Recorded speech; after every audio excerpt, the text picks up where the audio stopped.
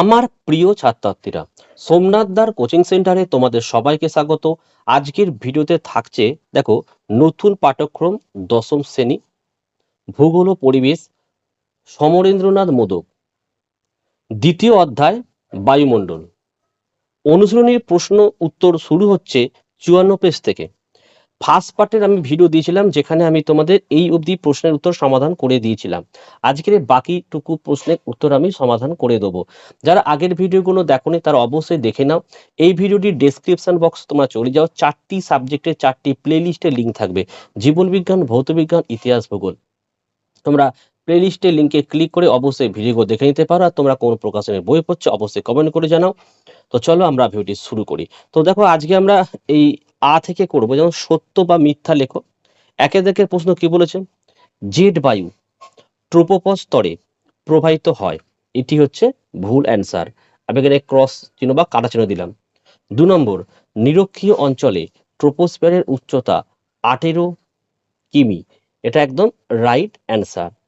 3 নম্বরের প্রশ্ন দেখে নাও, হ্যালোন একটি ওজোন ধ্বংসকারী গ্যাস, এটিও ভুল অ্যান্সার। 4 নম্বর প্রশ্ন দেখো, তির্যকভাবে পতিত সূর্যরশ্মির জন্য উচ্চ অক্ষাংশের উষ্ণতা হচ্ছে কম, এটি একদম রাইট অ্যান্সার। 5 প্রশ্ন, পৃথিবীর উষ্ণতার একমাত্র ও প্রধান উৎস হলো সূর্য, এটি একদম রাইট অ্যান্সার। 6 প্রশ্ন, সমুদ্র পৃষ্ঠে গড় বায়ুচাপ 1003 মিলিবার, এটি কিন্তু ভুল অ্যান্সার। 7, আইটিসিজেড বলা হয় কর্কটীয় উচ্চচাপ বলয়কে, এটিও কিন্তু ভুল অ্যান্সার। 8, গর্জনশীল চল্লিশা বলা হয় 40 ডিগ্রি দক্ষিণ অক্ষরেখাকে, এটি কিন্তু রাইট অ্যান্সার।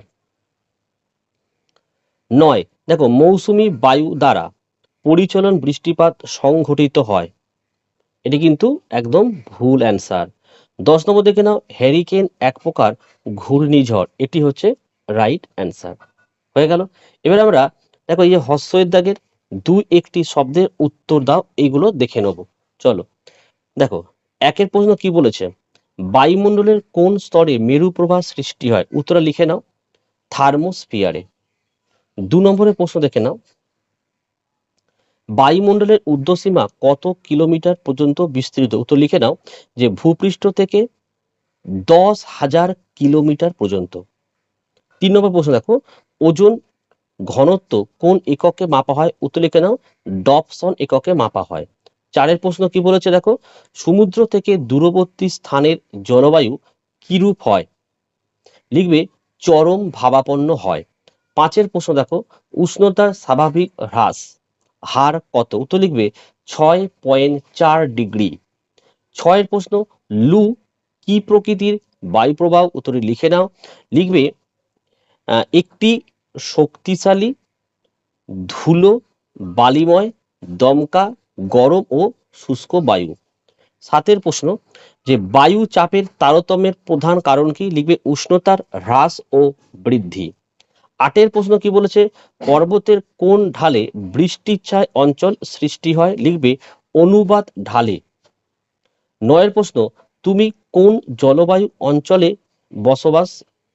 বাস করো? লিখবে, মৌসুমী জলবায়ু অঞ্চলে। 10 প্রশ্ন, মেরু অঞ্চলে কোন চাপ বলয় অবস্থান করে? লিখবে, উচ্চচাপ বলয় অবস্থান করে। 11 প্রশ্ন, বায়ুর আর্দ্রতা মাপক যন্ত্রের নাম কি? 11 প্রশ্ন বলছে যে বায়ুর আর্দ্রতা মাপক যন্ত্রের নাম কি? লিখবে, হাইগ্রোমিটার। 12 প্রশ্ন, এল নিনোর বিপরীত অবস্থা কি? লিখবে, লা নিনা। হচ্ছে, এবার আমরা 2 নম্বরের প্রশ্নগুলো তার উত্তর দেখে নেব। 1 নম্বরের প্রশ্ন কি বলেছে দেখে নাও, যে বায়ুমণ্ডলের নিষ্ক্রিয় গ্যাসগুলি কি কি? এটি আমরা পাঠ্য বইয়ের পেজ 22 দেখে নেব। দেখো, 22 নম্বর পেজ। তাহলে নিষ্ক্রিয় গ্যাসগুলো কি কি হচ্ছে দেখো, নিয়ন, হিলিয়ন, ক্রিপ্টন আর জেনন। ঠিক আছে, নেক্সট প্রশ্ন দেখো। 2 নম্বরের প্রশ্ন এখানে বলেছে দেখো, ট্রোপোস্ফিয়ারের 2টি বৈশিষ্ট্য লেখো, এটি আমরা পেজ 24 দেখে নেব। দেখো, এই হচ্ছে ট্রোপোস্ফিয়ার, এই হচ্ছে বৈশিষ্ট্য। 1 নম্বর দেখো, উষ্ণতা আছে, আর এটা পয়েন্ট লিখবে, আর এটা লিখবে ভরও লিখতে পারো বা ক্ষুদ্রমণ্ডল, যে কোনো দুটো তোমরা লিখবে। নেক্সট দেখো, দেখো 3 প্রশ্নটি বলেছে গ্রিন হাউস এফেক্ট কি। এটি আমরা 34 নাম্বার পেজে দেখে নেব। দেখো এই হচ্ছে আমাদের 34 নম্বর উত্তরটি। তোমরা এখান থেকে শুরু করবে যে বায়ু দূষণের ফলে গ্রিন হাউস গ্যাসগুলি বিশেষত কার্বন ডাই অক্সাইডের ঘনত্ব বৃদ্ধির ফলে পৃথিবীর গড় উষ্ণতা বৃদ্ধির ঘটনাকেই সবুজ ঘর প্রভাব বা গ্রিন হাউস এফেক্ট বলা হয়। ঠিক আছে, নেক্সট প্রশ্ন দেখো, এবারে 4 নম্বরের প্রশ্ন দেখে নাও, ইনসোলেশন বলতে কি বোঝো। এটি আমরা পেজ 27 দেখে নেব।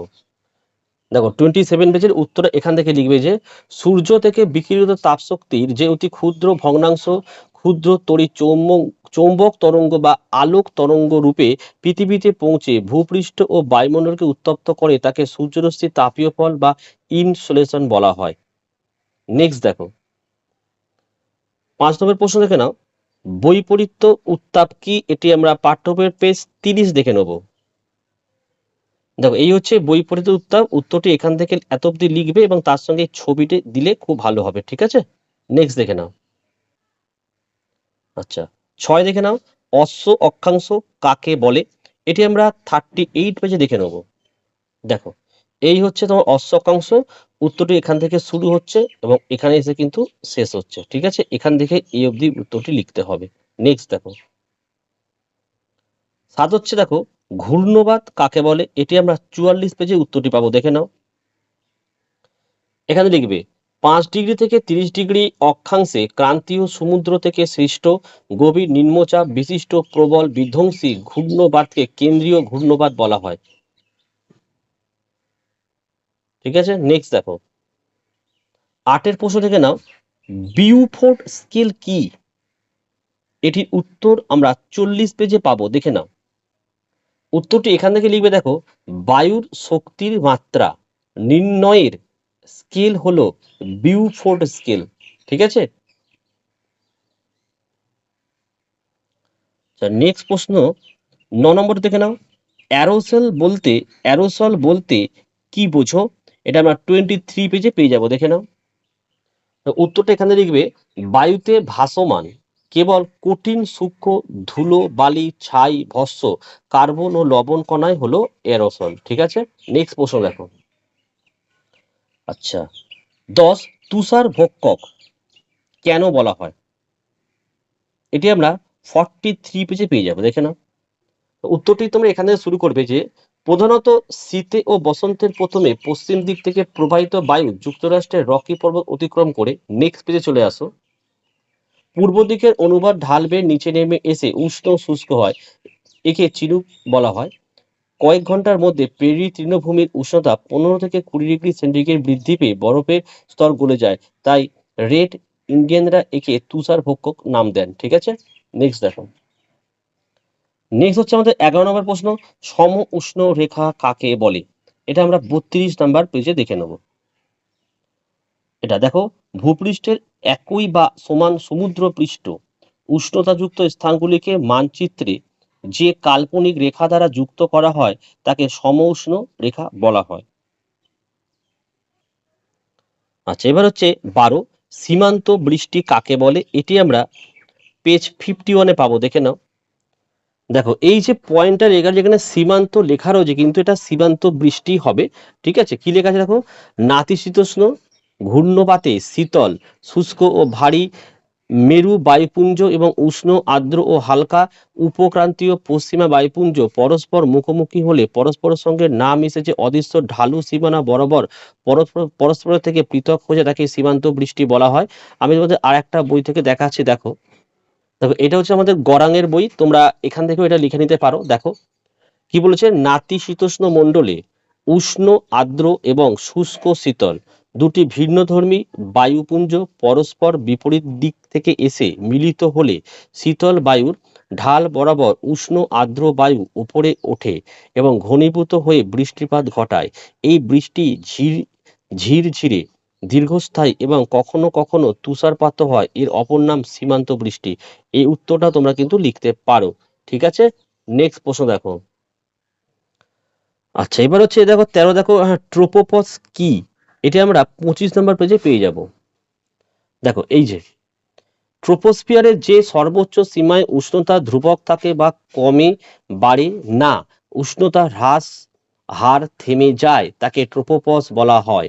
নেক্সট দেখো আমাদের 14 নম্বর প্রশ্ন কি বলছে, ডোল ড্রাম কাকে বলে? এটা আমরা 38 পেজে দেখে নেব। দেখো এই হচ্ছে ডোল ড্রাম, উত্তর তোমাদের লিখতে হবে এই যে এখান থেকে এই অবধি, ঠিক আছে। দেখো আজকের ভিডিওতে আমি এই 2 নম্বরের প্রশ্নের উত্তর রাখলাম। তোমাদের যদি 3 এবং 5-এর প্রশ্ন উত্তর কোনো দরকার লাগে অবশ্যই তোমরা কমেন্ট করে জানাও, তাহলে খুব দ্রুত আমি পরের পার্টের ভিডিও আনবো। আর তোমরা যদি ভালো রেজাল্ট করতে চাও মাধ্যমিকে, সোমনাথদার কোচিং সেন্টার থেকে স্বল্প মূল্যে প্রত্যেকটা সাবজেক্টের অধ্যায়ভিত্তিক পিডিএফ নোট সংগ্রহ করতে পারো নিচের হোয়াটসঅ্যাপ নাম্বারে যোগাযোগ করে, ঠিক আছে। আর তোমরা কোন প্রকাশনীর বই পড়ছো অবশ্যই কমেন্ট করে জানাও, তাহলে এইভাবে আমি প্রত্যেকটা প্রকাশনীর বইয়ের প্রশ্ন উত্তর সলভ করে দেবো। আর ভিডিওগুলো ভালো লাগলে একটি লাইক করো এবং চ্যানেলে নতুন হলে চ্যানেলটিকে সাবস্ক্রাইব করো, পাশে থাকা বেল আইকন প্রেস করে অল নোটিফিকেশনটাকে অবশ্যই অন করো, যাতে আমি যখনই কোনো ভিডিও আপলোড করি সবার প্রথম যেন তোমাদের কাছে পৌঁছে যায়। তাহলে আজকের ভিডিওটি আমি এখানেই শেষ করছি, তোমরা প্রত্যেকে ভালো থেকো এবং সুস্থ থেকো।